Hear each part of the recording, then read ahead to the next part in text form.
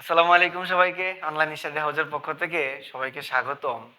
দশম শ্রেণীর তোমাদের যে বাংলা প্রথম পত্রের যে কবিতা যে অংশ আছে, সেই কবিতা অংশ থেকে কপোতাক্ষ নদ যে কবিতাটা আছে, এই কবিতা থেকে প্রত্যেক বছরে তোমাদের প্রশ্ন থাকে, তোমাদের বোর্ড প্রশ্ন থাকে, তোমাদের হাফ ইয়ারলি পরীক্ষা বলো, টেস্ট পরীক্ষা বলো, সব জায়গায় তোমাদের এই কপোতাক্ষ নদ থেকে একটি সৃজনশীল কোশ্চেন থাকে।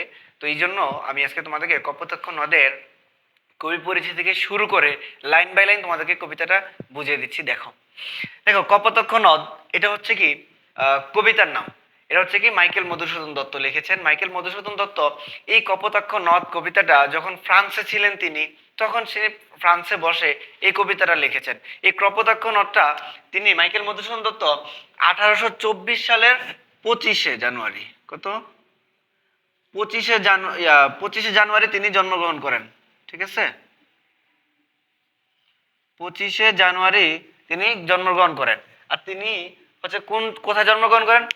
যশোর জেলায়, যশোর জেলার সাগরদাড়ি গ্রামে, যশোর জেলার সাগরদাড়ি গ্রামে।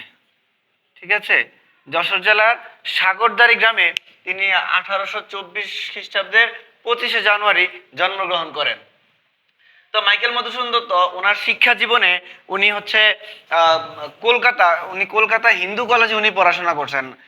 কলকাতা হিন্দু কলেজে উনি পড়াশোনা করছেন।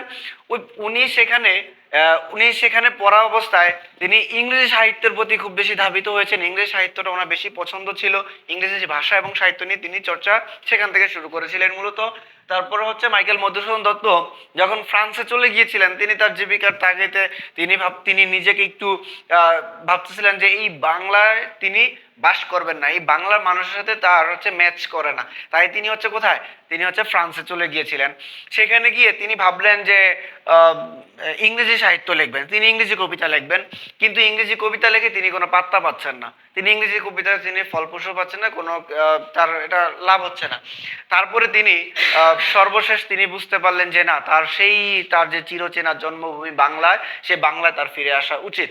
তাই তিনি এই বাংলা কপোতাক্ষ নদ, এটা হচ্ছে কপোতাক্ষ নদ হচ্ছে উনি যে জন্মগ্রহণ করেছেন সাগরদাড়ি গ্রামে, ওই সাগরদাড়ি গ্রামের হচ্ছে এই নদের নাম হচ্ছে কি কপোতাক্ষ। ঠিক আছে, তো সেটার নামেই উনি কবিতা রচনা করেছেন। এখন আমরা একটা জিনিস জানি যে কপোতাক্ষ এটা নদ হইলো কেন, নদী হইলো না কেন? এটা তো নদী হইতে পারতো, কিন্তু তিনি এই কপোতাক্ষকে নদ কেন দিয়েছেন, এটা আমরা আজকে কবিতার মধ্যে জানবো ইনশাল্লাহ। তো দেখো মাইকেল মধুসূদন দত্তের কবিতার আমরা একটু দেখি।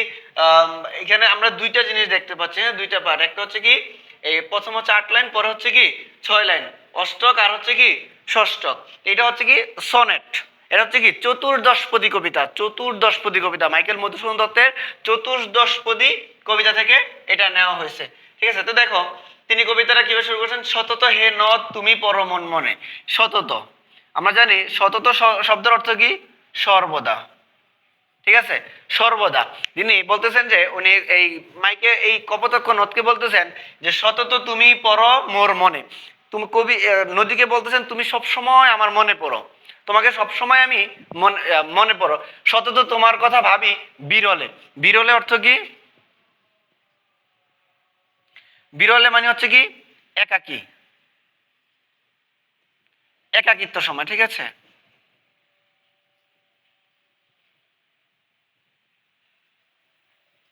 একাকী। কবি যখন একা একা থাকেন তখন কবি কার কথা ভাবেন? এই কপোতাক্ষ নদের কথা ভাবেন। কবি যখন একা থাকেন তখন এই কপোতাক্ষ নদের কথাই কবি কল্পনা করেন। তো বলতেছে সব সময় তোমার কথা আমি ভাবি, যখন আমি একা থাকি তখন তোমাকে নিয়ে ভাবি। এখানে দেখো এই যে সতত, এই সতত শব্দের অর্থ দ্বারা কবি এমন একটা জিনিস ইঙ্গিত করেছেন, কবি মাঝে মাঝে মনে করেন তা কিন্তু না।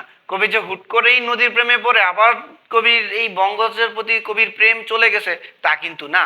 সতত শব্দ দ্বারা কবি বুঝিয়েছেন যে আমি সব সময় তোমাকে মনে করি, আমি সব সময় এই তোমাকে ভালোবাসি। এই সতত দ্বারা কবি সব সময় ভালোবাসাকে, সারা জীবনের ভালোবাসাকে কবি বুঝিয়েছেন।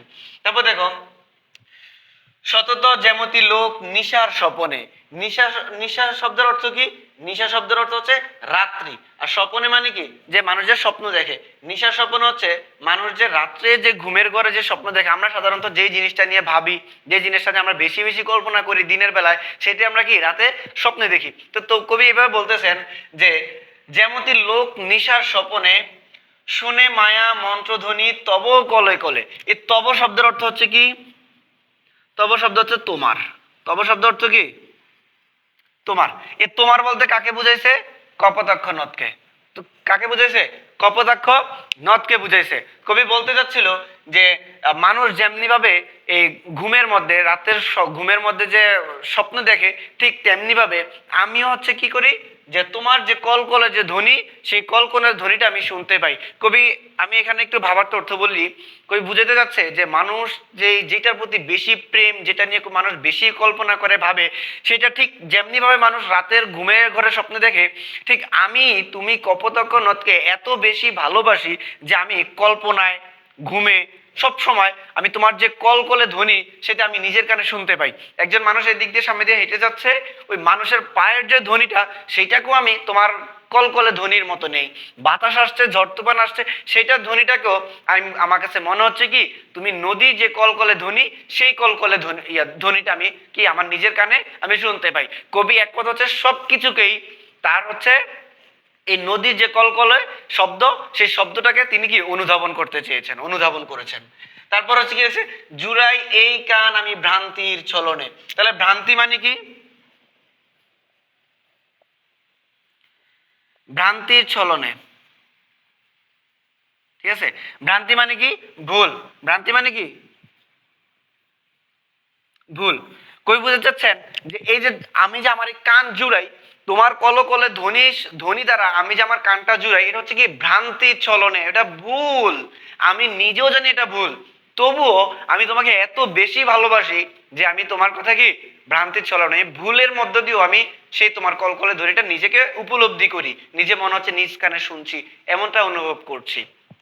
তারপর দেখো, কিন্তু এই স্নেহের তৃষ্ণা মিটে কার জলে, দুগ্ধ স্রোতরূপী তুমি জন্মভূমি স্তনে। দেখো এই লাইনটা যদি আমি একটু এক্সপ্লেন করি,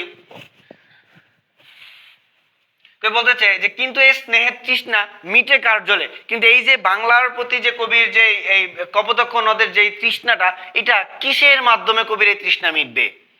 কপোতাক্ষ নদের প্রতি কবির যে ভালোবাসা, কবি বুঝে যাচ্ছেন যে আমার এই ভালোবাসা কোনো নদী বা কোনো কিছু ধারাই কবির কি এই তৃষ্ণা মিটবে না। তা বলতেছে দুগ্ধ স্রোতরূপী তুমি জন্মভূমি স্তনে। দেখো জন্মভূমি স্তনের সাথে, এই যে মায়ের স্তনের সাথে কিন্তু মূলত হচ্ছে এই কপোতাক্ষ নদকে কবি কল্পনা করেছেন। কিভাবে কল্পনা করেছেন? দেখ আমি তোমাকে বুঝাই। মায়ের স্তন আছে কিন্তু দুধ নেই, তাহলে কি এই স্তনের কোনো দাম নেই। আর একটা শিশু সে জন্মগ্রহণ করার পরে স্তনের দুধ পান করা ছাড়া সে বেঁচে থাকতে পারে না। তার বেঁচে থাকার প্রথম খাদ্য কি? মায়ের স্তনের দুধ। ঠিক তেমনি ভাবে কবি বলতে চাচ্ছেন এই যে আমার গ্রামে যে কপোতাক্ষ যে নদটা ছিল, বা যেই নদের পাশে আমি বড় হয়েছি, আমার শৈশবটা আমি কি পার করে এসেছি, সেই কপোতাক্ষ নদ, ওই নদটাকে কবি এত বেশি ভালোবাসছেন, এত বেশি কি মায়ের স্তনের সাথে তুলনা করেছেন। ঠিক যেমনি ভাবে মায়ের স্তনে দুধ পান করা ছাড়া একটি শিশু বেঁচে থাকতে পারে না, তেমনি এই কপোতাক্ষ নদের এই পানি, যে পানিটা যেহেতু পানির সাথে, এই জন্য মায়ের স্তনের সাথে তুলনা করছেন। এই ছাড়াও কবি তার জীবনকে কল্পনা করতে পারে নাই। ইভেন এই বঙ্গজ সেই কপোতাক্ষ নদ ছাড়া কল্পনা করতে পারে না। কবি এই জন্যই হচ্ছে যে মাতৃস্তনের সাথে সেই কপোতাক্ষ নদকে তুলনা করেছেন। ঠিক মাতৃস্তনের দুধ ছাড়া যেমন একটা বাচ্চা বেঁচে থাকতে পারে না বা বড় হইতে পারে না, তে হচ্ছে যার মানে সে তার তৃষ্ণা মিটাতে পারে না, ঠিক তেমনি ভাবে এই কপোতাক্ষ নদ ছাড়াও কবি তার জীবনকে কল্পনা করতে পারে না। তারপরে দেখো শেষের ষষ্ঠকের মধ্যে কবি কি বলছেন, আর কি হবে দেখা যতদিন যাবে। কবি এখন একটা আফসোস নিয়ে কবি বলতে চাচ্ছেন যে আর কি এই কপোতাক্ষ নদ আর কি বলতেছে, তোমার সাথে কি আর কখনো দেখা হবে? আমার জীবনে যতদিন আমি পাবো, যতদিন আমার যাবে, কখনো কি তোমার দেখা পাবো? তো বলতেছে প্রজা রূপে রাজ রূপ সাগরের দিতে। দেখো এখানে বলছে কি প্রজা রূপে, প্রজা রূপে। এই রূপে শব্দের অর্থ কি? রূপে হচ্ছে কি হিসেবে, কি হিসেবে। কি রাজরূপ সাগরের দিতে। এখন দেখো রাজরূপ সাগরের দিতে মানে কি? দেখো এই যে আমি যে তোমাকে বলেছি যে এটাকে কপোতাক্ষ নদ কেন বলা হয়েছে, নদী কেন বলা হয় নাই, সেটি এখন দেখো। এই যে প্রজারূপের রাজরূপ সাগরের দিতে, এখানে এটা হচ্ছে কি একটা নদ। নদের কোনো শাখা প্রশাখা থাকে না, কিন্তু নদীর শাখা প্রশাখা থাকে। এই যে বলতেছে প্রজারূপের রাজরূপ সাগরের দিতে, তো এখন এই যে প্রজারূপ, যে এই নদের কোনো কি নাই, শাখা প্রশাখা নাই, কিন্তু যে সাগরের শাখা প্রশাখা আছে। তাহলে নদ গিয়ে কোথায় গিয়ে লাগবে? নদটা গিয়ে সাগরের মধ্যে যেয়ে লাগবে। নদ সাগরকে দিবে কি দিবে? দেখো, এই প্রজা হিসেবে তুমি কি দিবে? সাগরকে কর দিবে। দেখো, এই এই যে রাজার দরবারে যখন কেউ যায় তখন কি নিয়ে যায়? গিফট নিয়ে যায়। বাচ্চা, এই যে এখানে কর শব্দের অর্থ কি? কই, এই যে বাড়ি রূপ কর তুমি এই মিনতে, এই যে বাড়ি রূপ কর তুমি, এই বাড়ি শব্দের অর্থ কি? বাড়ি। বাড়ি শব্দের অর্থ কি? পানি বা বৃষ্টি, প্রাণী বা বৃষ্টি। এখন আর কর শব্দের অর্থ হচ্ছে কি? কর শব্দের অর্থ হচ্ছে খাজনা। কর শব্দের অর্থ কি? খাজনা। ঠিক আছে, এখন দেখো বলতেছে কি, প্রজারূপে রাজরূপ সাগরের দিতে বাড়ি রূপ করো তুমি। এবং বলতেছে যে তুমি এই যে প্রজা হয়ে ঠিক রাজ দরবারে কেউ যখন যায় তখন তার জন্য যে খাজনা, রাজ দরবারকে খাজনা দিতে হয়, ঠিক তেমনি তুমি প্রজা হয়ে তুমি সাগরকে তুমি এক কর দিবে। কি কর দিবে? বাড়ি দিবে। বাড়ি দিবে কি? বাড়ি কি? পানি। তুমি তোমার নদের যে পানি আছে এই পানি কোথায় দিবে? সাগরকে দিবে। এটা হচ্ছে কি তোমার কর। প্রজা হিসেবে তুমি রাজাকে কি দিবে? এই কর দিবে তুমি। তারপর দেখো, এই মিনতি গাবে বঙ্গজ জনের কানে। তোমার কাছে আমার এই আকুল আবেদন। ঠিক আছে, এই মিনতি মানে কি? আবেদন, যে তুমি কি করবে? গাবে, মানে গাইবে। বঙ্গজ জনের কানে, মানে বাংলার মানুষের কানে কানে গিয়ে তুমি কি গাইবে? কি গাইবে তুমি? দেখো, শখে সখারিতে, এই শখে মানে হচ্ছে কি? সঙ্গীত। শখে মানে কি? সঙ্গীত। আর সখা মানে হচ্ছে কি? এই যে বন্ধু। সখারিতে মানে হচ্ছে কি? বন্ধুর প্রতি যে গান, বন্ধুর প্রতি কি? যে গান। বলতেছে শখে সখারিতে নাম তার। তুমি এই বাংলার মানুষের কানে কানে যে বন্ধুর যে গান আছে সেই গান গাইবে, আমার নাম করে। কবি বলতেছে যে কবির নামে তার বন্ধুদের গানে যে বন্ধুর গান তুমি গেয়ে দিবে। কি বলবে? এই প্রবাসে মজি প্রেম ভাবে।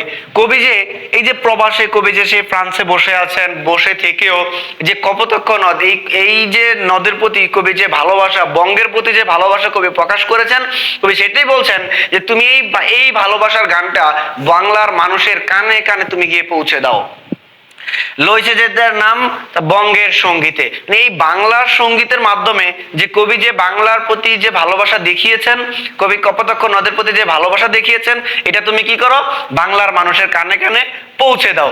কবি দেখো, আমি যদি বলি এই কবিতার মাধ্যমে কবি কি কি প্রকাশ করেছেন। কবি দেখো, এই কবিতার মাধ্যমে আমরা কবিতার মূল ভাব হিসেবে কি কি শিখতে পাচ্ছি। দেখো, মূল ভাব হিসেবে আমরা কি শিখতে পাচ্ছি? কবি একাকিত্ব সময় যখন থাকেন তখন মিনতি, এই যে নদের সতত সর্বদা সর্বদা কবি কি? নদীকে ভালোবাসেন, মানে বাংলাকে কবি সর্বদা ভালোবাসেন। এই একটা শিক্ষা, যে কবি সবসময় বাংলাকে ভালোবাসছেন। যখন কবি একাকিত্ব সময় ছিলেন তখনও কি এই বাংলাকে নিয়েই, এই কপোতাক্ষ নদকে নিয়েই কবি কল্পনা করছেন, ভাবছেন। তারপরে আরেকটা জিনিস আমরা দেখতে পাচ্ছি যে কবি এই কপোতাক্ষ নদকে তার মায়ের দুধ স্তনের সাথে, স্তনের দুধের সাথে তিনি কল্পনা করেছেন। ঠিক মায়ের স্তন ছাড়া ঠিক যেমনি ভাবে কবি একজন শিশু বাঁচার কল্পনা করতে পারে না, ঠিক কবি এই কপোতাক্ষ নদের প্রতি এত বেশি ভালোবাসা দেখিয়েছেন, এত বেশি প্রেম দেখিয়েছেন যে কবি এই কপোতাক্ষ নদ ছাড়াও তার জীবনকে কল্পনা করতে পারেন নাই। তারপর আমরা সর্বশেষ দেখলাম, দেখো, লইছে যে তার নাম বঙ্গের সঙ্গীতে। দেখো, এইখানে কবি এই যে প্রবাস জীবনে থেকেও কবি বাংলার প্রতি তো কবি যে ভালোবাসা প্রকাশ করেছেন, কবি তার মাতৃভূমির প্রতি যে ভালোবাসা প্রকাশ করেছেন, তুমি যে যে প্রেম দেখিয়েছেন মাতৃভূমির প্রতি, এই প্রেমটা আমরা এখান থেকে জানতে পারি। এখানে কি? এখানে হচ্ছে দেশপ্রেম প্রকাশ পায়। তাহলে কবি এই কপোতাক্ষ নদ থেকে তার দেশের প্রতি, প্রবাসের মাটিতে থেকেও তিনি তার দেশকে ভুলেন নাই, তিনি তার দেশের প্রতি কৃতজ্ঞতা স্বীকার করতে ভুলেন নাই। তিনি, যদিও তিনি তার জীবনে ইংরেজি সাহিত্যের প্রতি ধাবিত হয়েছেন, ইংরেজি সাহিত্যের মধ্যে তিনি যেতে চেয়েছিলেন, ইংরেজি সাহিত্য রচনা করতে চেয়েছিলেন, কিন্তু তিনি সেখানে কোনো পাত্তা পান নাই। যার ফলে তিনি বুঝতে পেলেন যে না, ঘুরে ফিরে আমার সেই বাংলার, সেই আমার জন্মভূমির প্রতি আমার ভালোবাসা প্রকাশ করতে হবে, সেই জন্মভূমির প্রতি আমি কবিতা লিখতে হবে। আর তাই তিনি এই কপোতাক্ষ নদ তিনি লিখেছেন। আর সেটাই তার হচ্ছে আজকে আমাদের পাঠ্য বই পর্যন্ত এসেছে। ঠিক আছে, ওকে, ধন্যবাদ। ভালো করে মনোযোগ দিয়ে কবিতাটা পড়ো, শব্দের অর্থ সহ তোমরা কবিতাটা একটু অনুধাবন করে নাও। ধন্যবাদ।